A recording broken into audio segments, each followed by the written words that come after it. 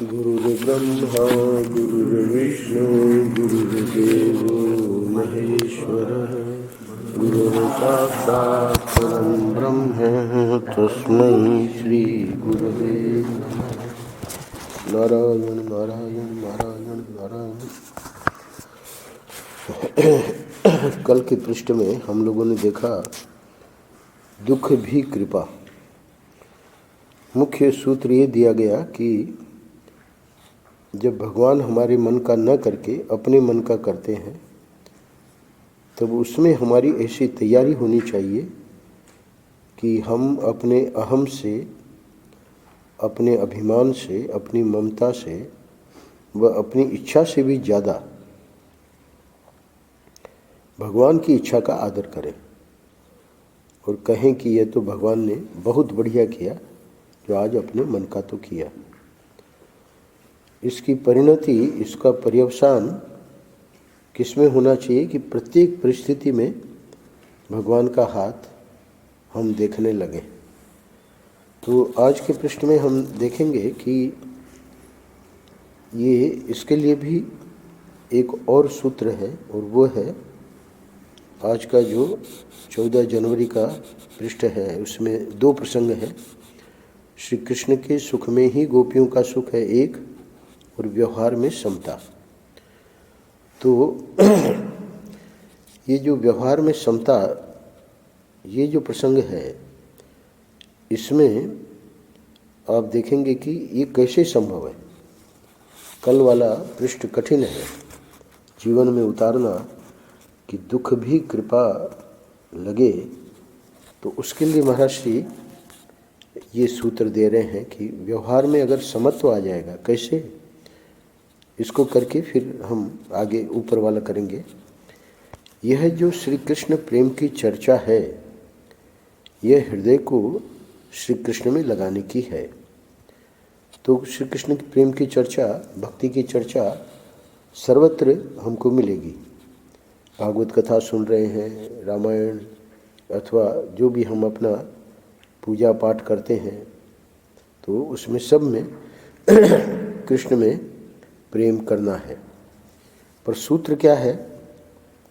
जब हमारे जीवन में सबसे ज़्यादा कीमती ईश्वर हो जाता है, तब दुनिया की कीमत अपने आप कम हो जाती है।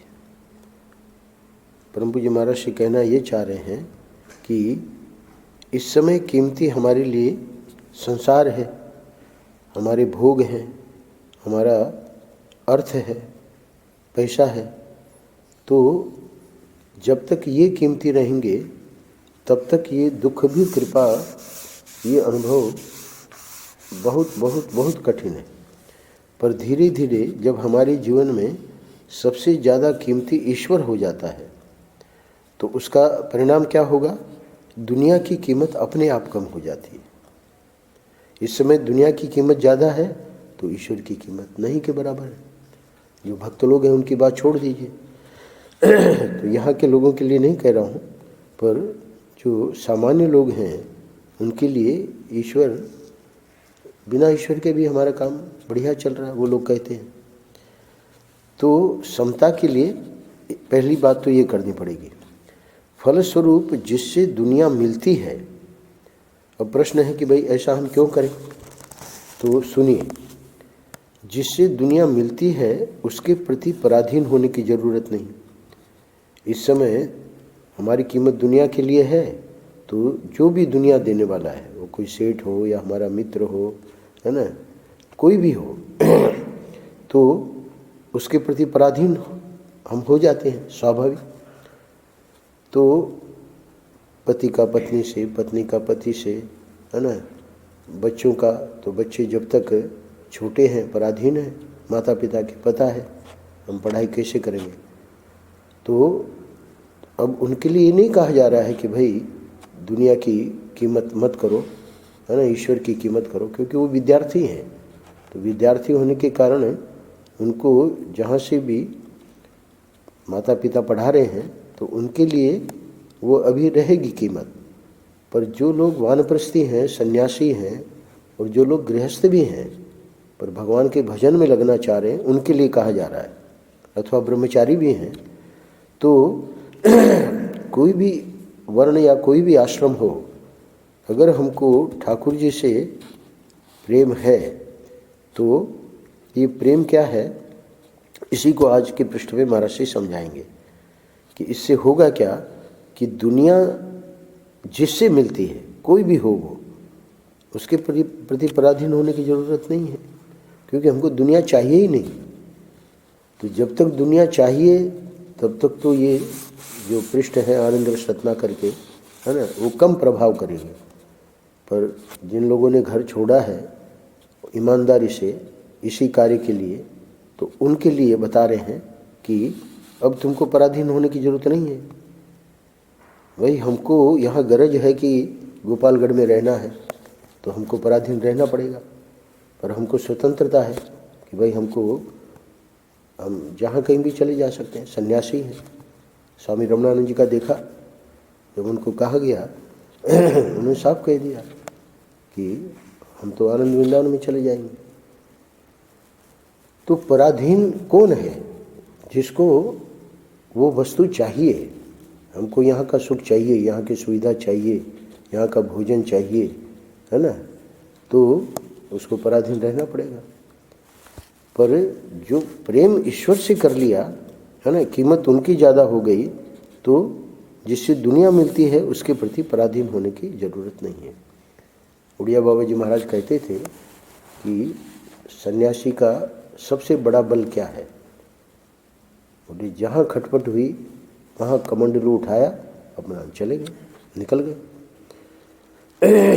क्योंकि उन्होंने जो घर छोड़ा है भजन करने के लिए, तो ईश्वर के भरोसे छोड़ा है, किसी सेठ के भरोसे नहीं छोड़ा है ना, किसी व्यक्ति के भरोसे नहीं छोड़ा है। तो इसलिए ये सन्यासी का तो मैं दृष्टांत दे रहा हूँ, ये जो भी व्यक्ति है, चाहे गृहस्थ है ना, चाहे ब्रह्मचारी है, चाहे वानप्रस्थी है, उसको पूर्ण स्वतंत्रता रहती है, वो अपना समझौता नहीं करेगा। वहाँ वर्णन आया है, दत्ता अवधूत जी आने वाले हैं 26 फरवरी को, तो उनकी परंपरा में जो बेलसरे करके, अब उनका शरीर नहीं है, तो बेलसरे जी और उन्हीं की परंपरा में एक और दूसरे व्यक्ति, उनका नाम मुझे भूल रहा है, वो इतना जप करते थे, इतना जप करते थे, और उनका इतना नियम पक्का था कि घर में शादी हो रही है, एक कार थी उनके पास पुराने ज़माने की, तो घर में शादी हो रही है और ये अपनी कार लेके और चले गए दूसरी जगह और अपना नियम कर रहे थे। क्यों? क्योंकि ईश्वर की कीमत ज़्यादा है। शादी कर लेंगे, जो लोग हैं घर के लगे हुए हैं सब लोग, तो फलस्वरूप जिससे दुनिया मिलती है उसके प्रति पराधीन होने की ज़रूरत नहीं। यानी कोई सन्यासी ही नहीं, गृहस्थ लोग भी जिनका ईश्वर से प्रेम हो गया है, वो अपने नियम को, अपने जो भी वो कर रहे हैं ठाकुर जी के लिए, उसको नहीं छोड़ेंगे। उनका प्रेम बना रहेगा, है ना, व्यवहार सब कर लेंगे, पर इसमें समझौता नहीं करेंगे।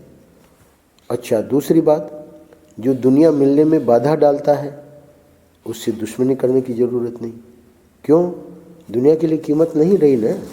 दुनिया में जो बाधा डालता है तो सामान्य व्यक्ति की उससे दुश्मनी इसलिए होगी कि हमको वो चाहिए, तू बाधा मत डाल, तू निकल हमारे रास्ते से, है ना, उससे द्वेष होगा, दुश्मनी होगी, तब व्यवहार में समता आ जाती है। अभी दुर्योधन का प्रसंग चल रहा है, तो दुर्योधन को ईर्ष्या हुई, पांडवों का जब देखा, युधिष्ठिर का जो संपन्नता, रासुई यज्ञ किया पांडवों ने, तो अब उसको बेचैन है वो, क्योंकि उसको दुनिया चाहिए। तो दुनिया में बाधा कौन डाल रहा है? विदुर जी बाधा डाल रहे हैं, है ना, वो अनाप शनाप कह रहे हैं उसको कि तू दुष्ट है ना। धृतराष्ट्र को कह रहे हैं कि इसको निकालो, अर्जुन को कहो कि इसको कैद कर ले। ऐसे ऐसे शब्द विदुर जी स्पष्ट बोल रहे हैं, क्योंकि पता है कि इसके कारण महाभारत युद्ध होगा, और हुआ आखिर में। तो वो जो दुर्योधन है वो विदुर जी के प्रति कह दिया कल साफ, तुमको जहाँ जाना है चले जाओ। चाचा है उनके, जैसे रावण ने विभीषण को लात मारी वैसे ही। तो जो दुनिया मिलने में बाधा डालता है उससे ये जो भक्त है वो दुश्मनी करेगा ही नहीं, क्योंकि उसको दुनिया चाहिए ही नहीं। तो अब जाके व्यवहार में समता आ जाती है। व्यवहार में समत तो आना यानी उसका काम प्राय प्राय बन गया। समत तो आया नहीं कि वो गुणातीत हो जाता है। गुणातीत के पूर्व की अवस्था है समत। दुख में घबरावे नहीं और सुख में फूले नहीं। अच्छा, अब प्रश्न ये उठा कि भाई ये कृष्ण में प्रेम कैसे हो। ये जो श्री कृष्ण प्रेम की चर्चा है, तो उस चर्चा को भी आज सुन लीजिए। श्री कृष्ण के सुख में ही गोपियों का सुख है। तो कल वाला जो दुख भी कृपा, उसको ये व्यवहार में समता वाले ने पूरा कर दिया। अब इसमें प्रेम कैसे हो, तो उसमें दृष्टांत दे रहे हैं गोपियों का। नारद भक्ति दर्शन नारद देवर्षि नारद ने जब लिखा तो उनको पूछा गया, तो सूत्र में ही लिख दिया कि गोपियाँ जो है वो प्रेम की ध्वजा है। यानी प्रेम अगर सीखना हो, महर्षि ने इसी आनंद रस रत्नाकर में एक जगह कहा है कि हमारा इष्ट कोई भी हो, चाहे राम हो, चाहे शिव हो, चाहे देवी हो, पर अगर प्रेम सीखना है तो वो तो जो गोपियों ने कृष्ण से प्रेम किया उन्हीं से सीखना पड़ेगा।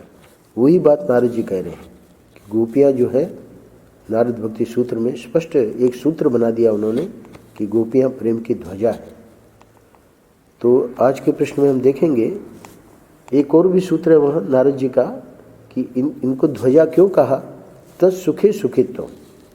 प्रेम का जो रहस्य है वो ये है कि जिनको हम प्रेम कर रहे हैं उनके सुख में हमारा सुख है। तो इसी को आज बताएंगे। मनुष्य में पूर्णता तब आती है जब उसमें सद्भाव माने कर्म की शक्ति पूरी हो, और चिद्भाव अर्थात बुद्धि की शक्ति पूरी हो, और आनंद भाव माने दिल में मजा बना रहे। सत चित और आनंद ये हमारा स्वरूप है। और हो क्या रहा है कि आगे बताएंगे, दृष्टांत देंगे कि हम उन तीनों की अभिव्यक्ति ठीक ठीक नहीं कर पा रहे हैं। कोई कर्म तो बहुत कर रहा है ना, पर ज्ञान कोई खास ज्ञान नहीं है। आनंद बोले आनंद भी नहीं है। तो ये जो है अपूर्ण जीवन है। ऐसे ही कोई जानकारी तो बहुत है, परंतु उसका जीवन, तो जीवन में बड़ी चकचक है। आनंद, तो आनंद क्या मिलेगा जब चकचक कर रहा है, यानी झगड़ा वगैरह करता रहता है। तो इसी प्रकार आनंद वाला आनंद में तो रहता है, पर जीवन जो है अथवा ज्ञान जो है वो कुछ नहीं है। जो मूर्ख लोग हैं तो भले आनंद में रहें, उनका कोई समाज में कोई उनका मूल्य थोड़ी है। तो तीनों चीज़ें महाराज कह रहे हैं, मनुष्य में पूर्णता तब आती है जब उसमें सद्भाव, तो सद्भाव से लेंगे कर्म की शक्ति पूरी हो, और चिद्भाव अर्थात बुद्धि की शक्ति पूरी हो, और आनंद भाव माने दिल में मजा बना रहे। लोग जीते हैं पर जीने की कला सबको नहीं आती है। जीने की कला देखनी हो तो एक दृष्टि श्री कृष्ण पर डालो। ज्ञानी देखना हो तो देख लो, अरे वहाँ अर्जुन को गीता का ज्ञान दे रहे हैं, उद्धव जी को श्रीमद् भागवत में ज्ञान दे रहे हैं।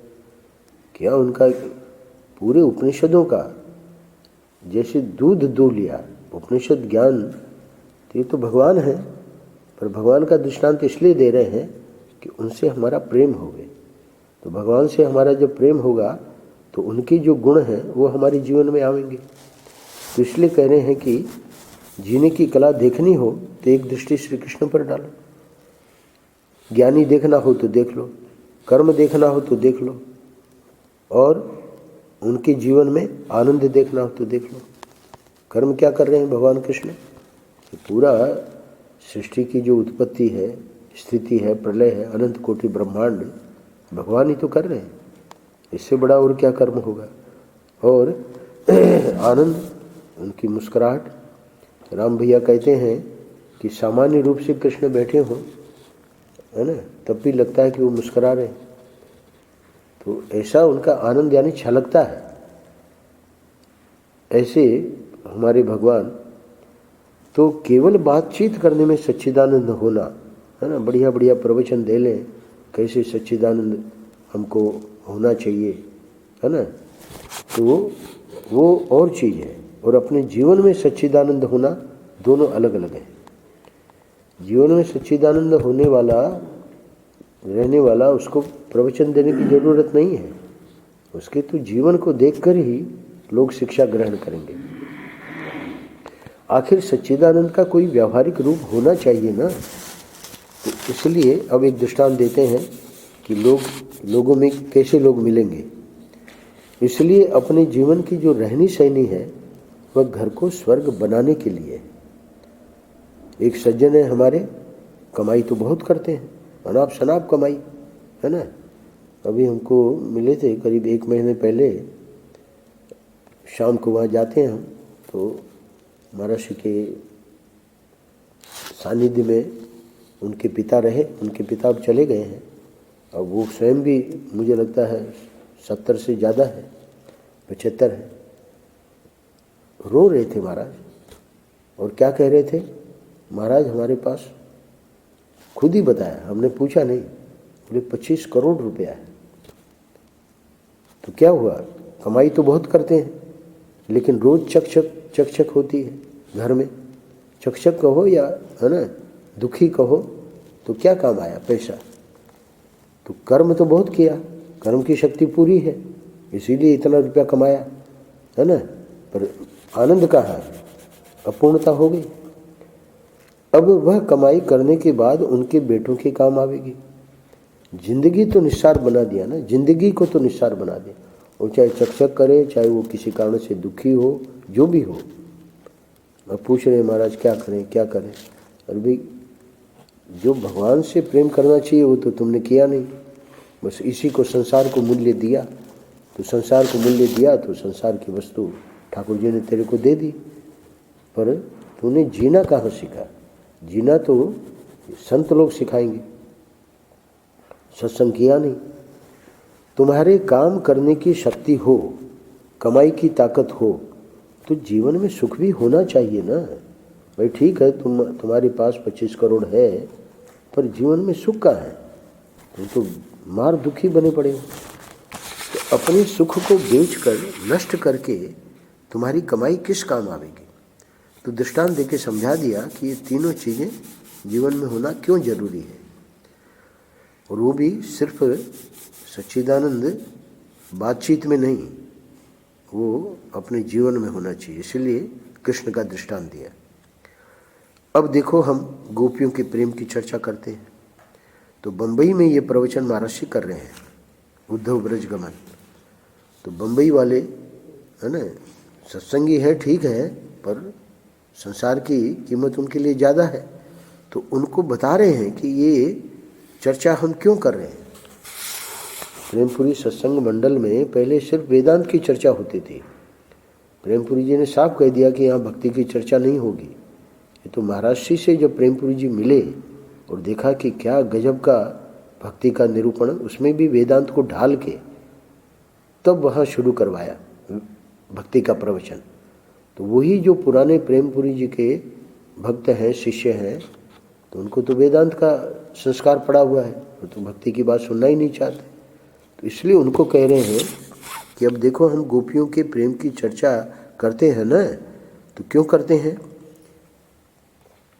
इसलिए कि गोपियों के प्रेम की बात सुनकर हमारे हृदय में प्रेम की कल्पना होवे।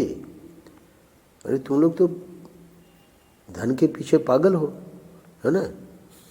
हम तुम्हारे हृदय का जो रेगिस्तान है, रेगिस्तान का मतलब होता है मरुभूमि, जिसमें कुछ भी नहीं उगता, है ना, बीज बोओ तब भी कुछ नहीं उगेगा, तो उसको कहेंगे रेगिस्तान। तो हम तुम्हारे हृदय का जो रेगिस्तान है उसको हरा भरा बनाने के लिए प्रेम की भक्ति की कथा सुनाते हैं। महाराज आप वहाँ वृंदावन से आते हो और ये सब, है ना, भागवत के प्रसंग और प्रेम की बातें सुनाते हो, हमको आप वेदांत की बातें सुनाया करो। देखो सुनो, ये जो वेदांत की बातें सुनते सुनते हृदय जो रेगिस्तान हो गया है ना, तो उसको हरा भरा बनाने के लिए प्रेम की भक्ति की कथा सुनाते हैं। वेदांत का खंडन नहीं है, समझदारी तीनों बताए ना जरूरी है।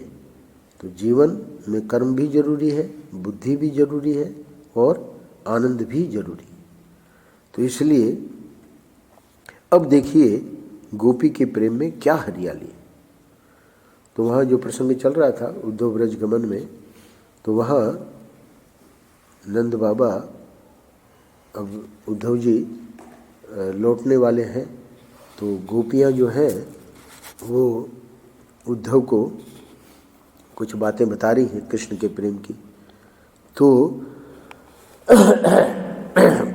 वही प्रसंग आगे वाले पैराग्राफ में है। गोपी यह बोल रही है कि हम सुखी हैं कि नहीं हैं, इसकी फिक्र श्री कृष्ण क्यों करते हैं। उद्धव जी मथुरा से आए हैं भगवान कृष्ण का संदेश लेकर, अब लौटने वाले हैं। तो गोपियाँ क्या कह रही हैं, बोले कि आप भगवान कृष्ण को कहो कि हमारी फिक्र न करें, है ना, हम सुखी हैं कि नहीं हैं इसकी फिक्र श्री कृष्ण क्यों करते हैं।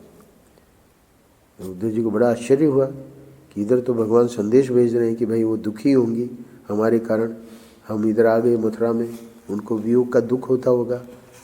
पर इनकी महानता देखिए गोपियों की, तत्सुखे सुखे तुम, यानी अगर वो मथुरा में सुखी हैं तो हमको उसमें सुख है, हमको कोई दुख नहीं है।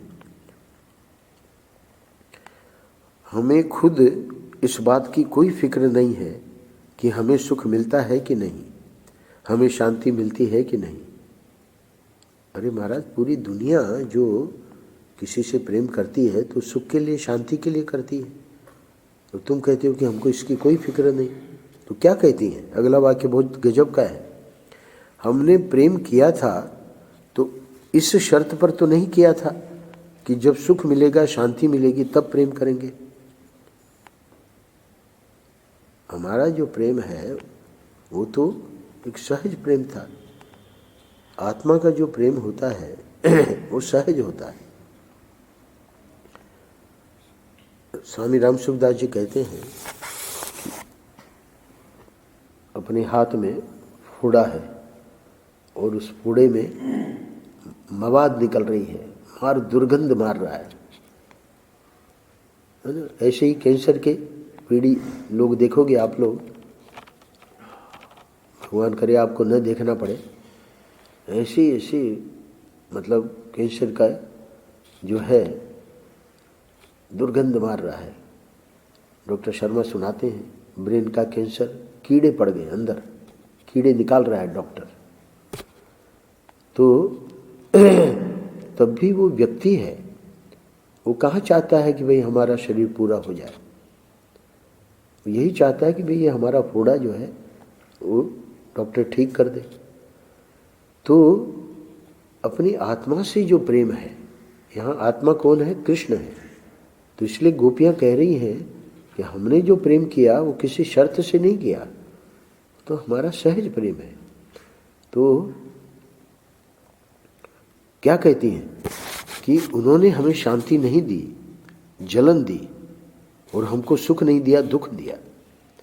तो इसकी शिकवा शिकायत नहीं कर रही है, वो कहना क्या चाह रही है कि भाई, बल्कि उद्धव जी ने उलाहना दिया। उद्धव जी ने कहा जाके कि गोपियाँ इतना तुमसे प्रेम करती है, हे कृष्ण तुम यहाँ मथुरा में तुम्हारा काम क्या है, यहाँ क्यों तुम पड़े हो, इतना प्रेम करती हैं और तुम उनका ख्याल नहीं कर रहे हो।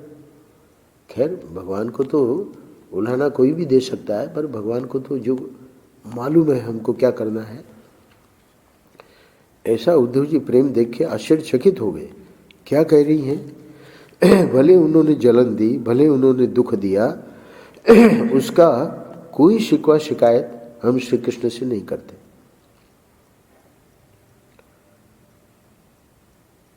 तो आपने फिर प्रेम किस लिए किया। हमने तो प्रेम इसलिए किया है कि हमारे प्यारे श्री कृष्ण को सुख पहुंचे, और यदि उनको मथुरा में सुख पहुंच रहा है तो हमें इसके कारण कोई ईर्ष्या नहीं, कोई स्पर्धा, कोई दुख नहीं, कोई शिकायत नहीं। वर्णन आया है, आपने सुन रखी होगी कथा, बड़ी प्रसिद्ध है।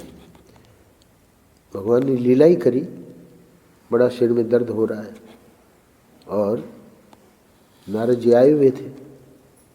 बोले आप ही बताओ कि इसका क्या इलाज है। बोले कोई हमारा भक्त है, कोई प्रेमी चरणों की रज दे दे, चरणों की रज लगा लूँ ठीक हो जाएगा। नारद जी ने सोचा कि इतनी इनकी पटरानियाँ, इतनी है ना, रुक्मिणी, सत्यभामा, हमारे और भी जितनी उनकी रानियाँ थी, कालिंदी वगैरह, तो कोई भी दे देगी। गए, सब ने कहा कि हमको नरक जाना पड़ेगा, हमारी चरण की रज हम ठाकुर जी को कैसे दे दें। सब जगह निराशा, कोई किसी ने नहीं दी, लौट आए। भगवान ने कहा कहाँ गए थे, बताया कहाँ गए थे। बोले गोपियों के पास गए, वृंदावन में गोपियों के पास गए। बोले गोपियों के पास तो नहीं गए। बोले वहाँ जाओ। अब वहाँ गए तो उनको लगा वो भी यही कहेगी कि भाई हमको नरक थोड़ी जाना है, हमारी चरणों की रज भगवान अपने माथे पे लगावे। और वो तो बैठ गई, बोली जितनी रज ले जानी हो ले जाओ, है ना। अरे बोले आपको नरक जाना पड़ेगा। बोले उससे हमको कोई मतलब नहीं, हमको तो वो सुखी होने चाहिए।